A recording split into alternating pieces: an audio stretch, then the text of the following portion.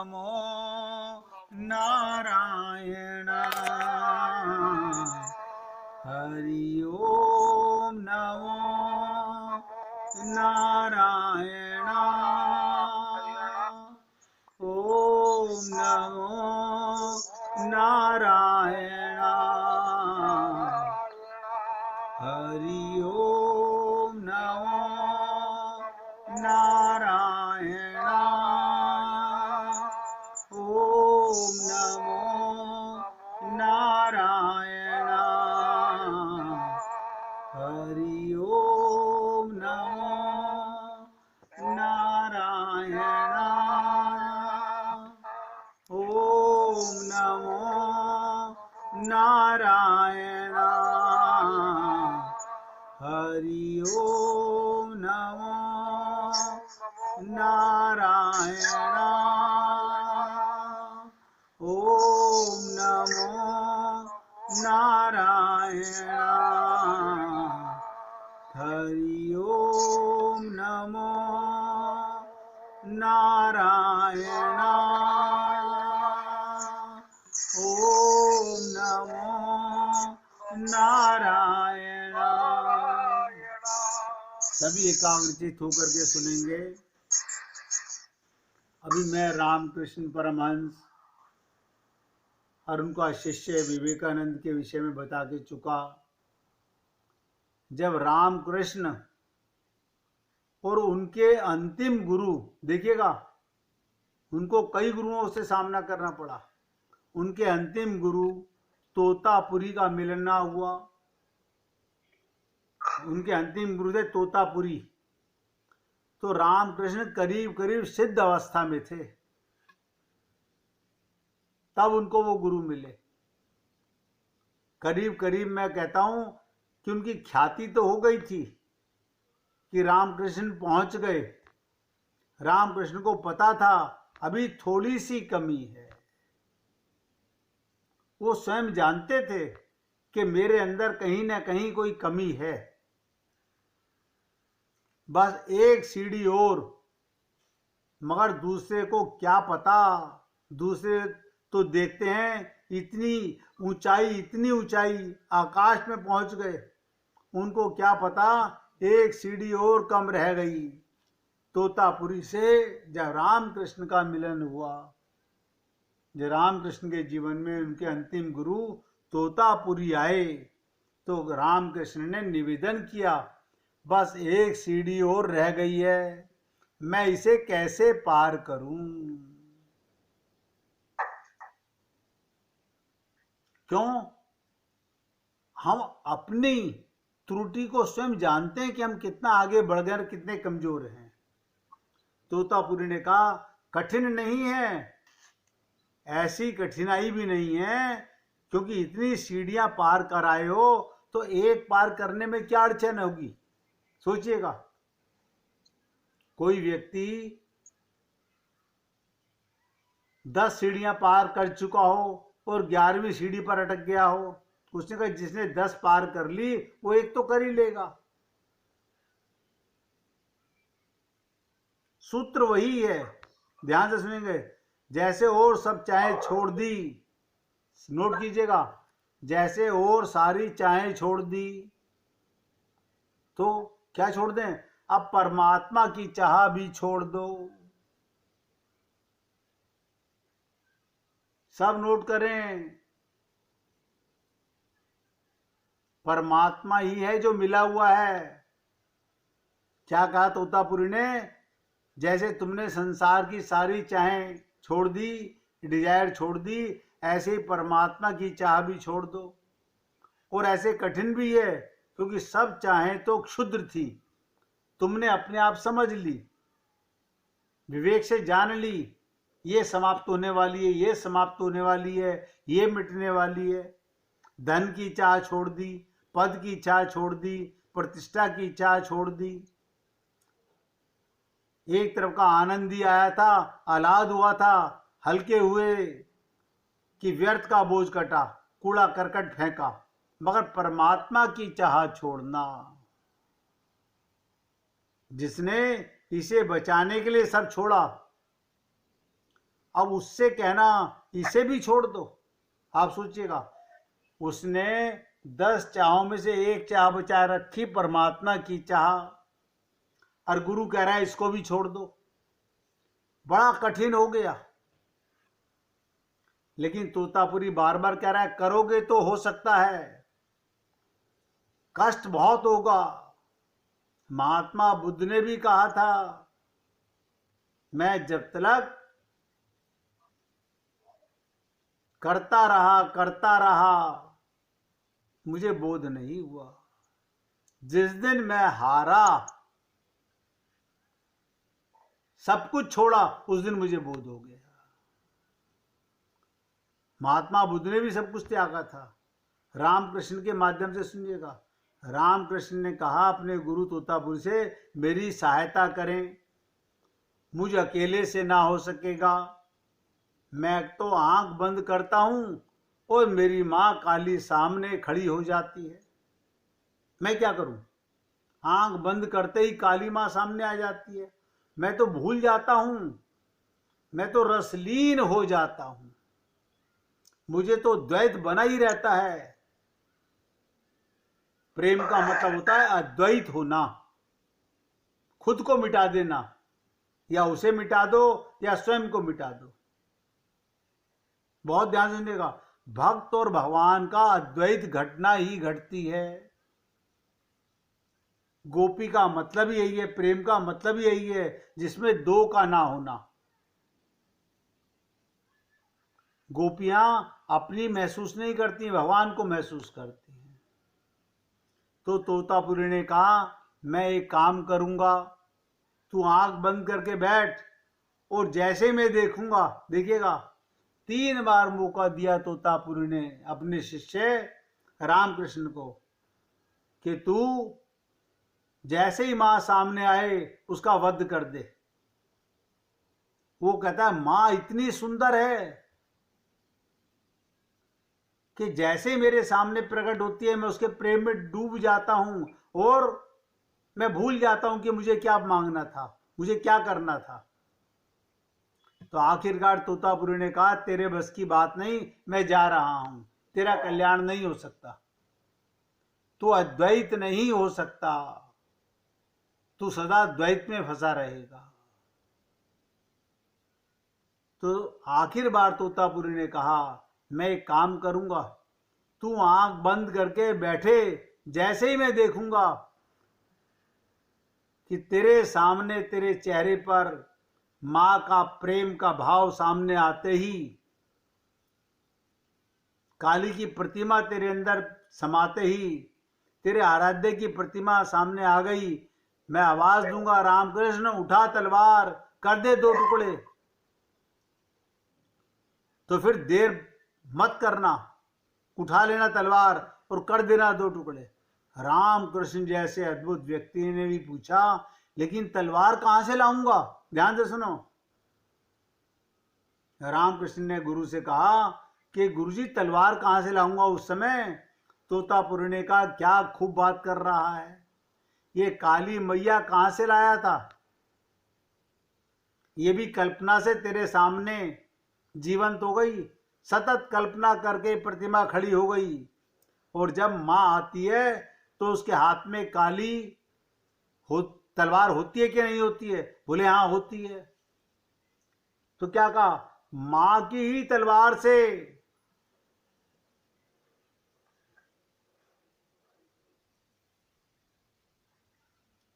मगर रामकृष्ण ने कहा, मां को तलवार से काट दूं? ध्यान से सुनो, बड़ा कठिन है। गुरु कौन कौन से रास्ते बताते हैं, यह आप और हम लोग अपनी बुद्धि से नहीं जान सकते। रामकृष्ण ने कहा, बड़ा मुश्किल है, खुद को मर जाना पसंद करूंगा। तोतापुरी ने कहा, फिर तेरी मर्जी, मगर ये करना ही होगा। अगर तू एक सीढ़ी और पार करना चाहता है तो ये काली को छोड़ ही देना होगा। यही वादा है, यही तेरे आराध्य, यही तेरी पूजा की प्रार्थना, यही तेरी भक्ति अर्चना, यही तेरी वादा, तू कोशिश कर। आप सोचिएगा, बार बार रामकृष्ण आंखें बंद करके कोशिश करें, मगर कोशिश ना पूरी हो। आंख बंद करें, आंसुओं की धार बहने लगे, आनंद मग्न हो डोलने लगे। तोतापुरी ने कहा, फिर वही, अब तू ये किस लिए डोल रहा है? क्योंकि अद्वैत भाव में, सब नोट करें, अद्वैत भाव में डोलना वगैरह नहीं होता, आंसू वगैरह की क्या जरूरत। अद्वैत भाव में सब स्थिर हो जाता है। रामकृष्ण कहे, मगर मैं भूल जाता हूं, आपकी याद नहीं रहती। आपने जो कहा वो भूल जाता हूं। जैसे ही आंख बंद करता हूं, मां के दर्शन होते हैं, बस फिर मुझे ना आपकी याद रहती है, ना आपके उपदेश की याद रहती है। जैसे आप और हम लोग जिसमें माया के मोह में, नशे में डूब जाते हैं, हमें गुरु और भगवान सब भूल जाता है। तो तोतापुरी ने कहा, अब मैं आखिरी उपाय करूंगा, क्योंकि कल सुबह मुझे जाना है। तो गुरु ने क्या करा, तोतापुरी ने रास्ते में एक कांच का टुकड़ा पड़ा हुआ था, वो उठा लाए। रामकृष्ण को कहा, तू आंख बंद कर, और जैसे ही मैं देखूंगा कि तू डोलने लगा, आंख में आंसू आने लगे, मुझे लगेगा अब तेरे सामने प्रतिमा खड़ी हो गई है। उसी समय तेरे माथे के ऊपर कांच से वार करूंगा, काट दूंगा तेरा माथा। और जैसे ही तेरे माथे को काटूं, उसी वक्त तू भी ये हिम्मत करके उठाकर तलवार उस प्रतिमा के 2 टुकड़े कर देना। बात तो बड़ी कठिन थी, बड़ी मुश्किल थी। अपनी मां को साधारणता मारना बहुत मुश्किल था रामकृष्ण के लिए, और फिर काली मां को मारना तो और भी बहुत मुश्किल। यही तो जिंदगी भर साधना थी रामकृष्ण की, इसे उन्हें परमहंस कहा गया। और इसी साधना में खूब फूल खिले और खूब रस बहा था, खूब आनंद उगमा, खूब गीत जन्मे थे, लेकिन खुद जानते थे मेरे अंदर अभी भी कहीं ना कहीं कमी है। लेकिन हिम्मत की रामकृष्ण ने, लहूलुहान होने की। जैसे ही हिम्मत की तोतापुरी ने वार किया, माथे से लहूलुहान होकर खून बहने लगा, और तभी तोतापुरी ने माथा काटा। उसी याद में भीतर उठाई तलवार और मां के टुकड़े कर दिए। और जैसे ही किया, ध्यान से सुनिएगा, जैसे ही किया, आप कहेंगे क्या हुआ? रामकृष्ण परमहंस की समाधि लग गई, उन्हें अद्वैत भाव में चले गए, खो गए, मिट गए। प्रेम का मतलब होता है मिट जाना। अंतिम बाधा गिर गई, आज आखिरी सीढ़ी पार हो गई, चाह भी छोड़नी है। यही कठिनाई है हम लोगों की। हम लोग भगवत प्राप्ति तो करना चाहते हैं, लेकिन सांसारिक चाहना जो है वो नहीं छोड़ना चाहते, उनको साथ साथ पाले रहते हैं।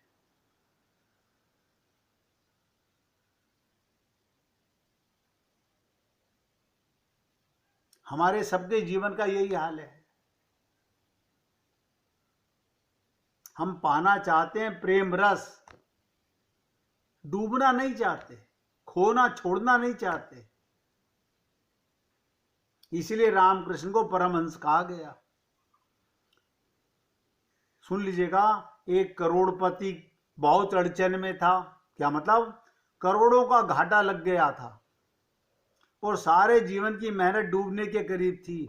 नौका डगमगा रही थी, कभी मंदिर नहीं गया था, कभी प्रार्थना भी नहीं की थी, फुर्सत ही नहीं मिली थी उसे। बस हाय पैसा, हाय पैसा।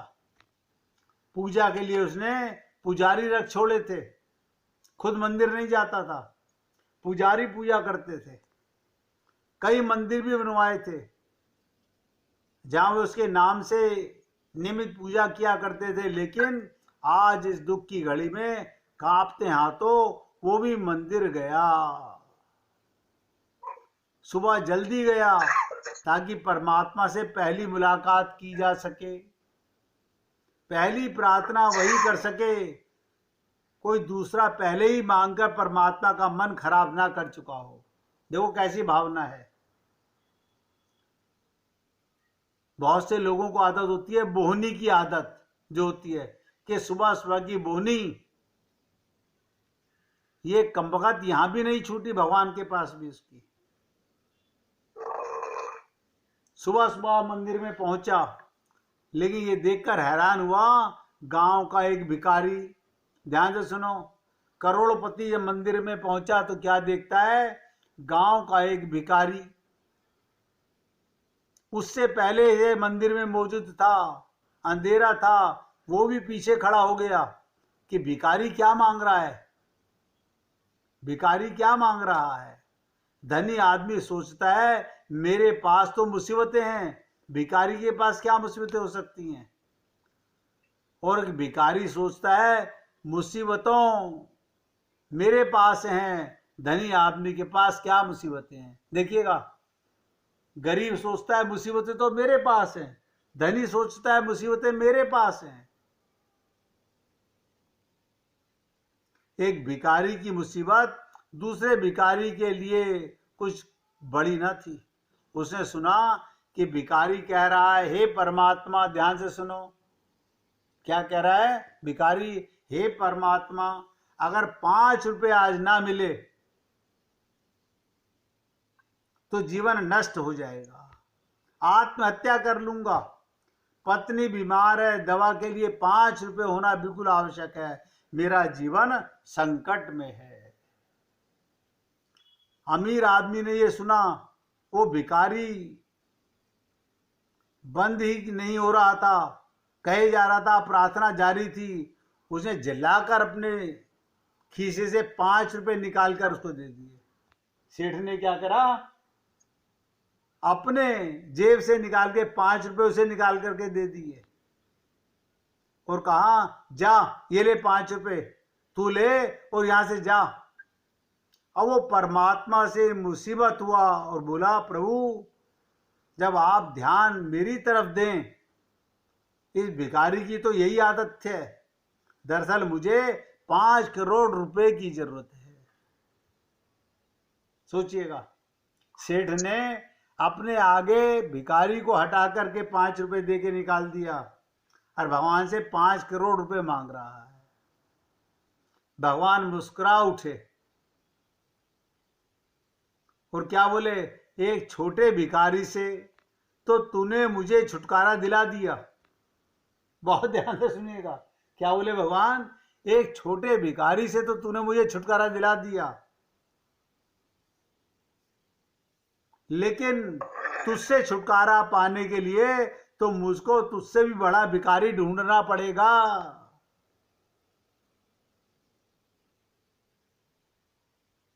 तुम सब लोग यहां कुछ ना कुछ मांगने ही आते हो, कभी मेरी जरूरत का भी ख्याल आया? धनी आश्चर्यचकित हो गया। पैसे वाला करोड़पति सोच रहा है, प्रभु आपको भी क्या चाहिए?